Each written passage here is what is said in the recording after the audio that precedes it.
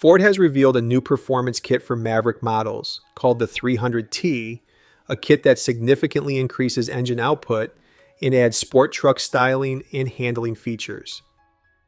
The centerpiece is the larger turbocharger from the Ford Mustang's 2.3-liter EcoBoost engine, transplanted into the Maverick's 2-liter EcoBoost unit. Output is quoted at around 300 horsepower and 317 pound-feet of torque, versus the stock Maverick's 238 horsepower and 275 pound-feet of torque. Apart from power, the 300T kit includes suspension revision, which is lowered by 10 millimeters at the front and 30 millimeters at the rear, along with monotube rear dampers and a stiffer rear stabilizer bar for enhanced handling.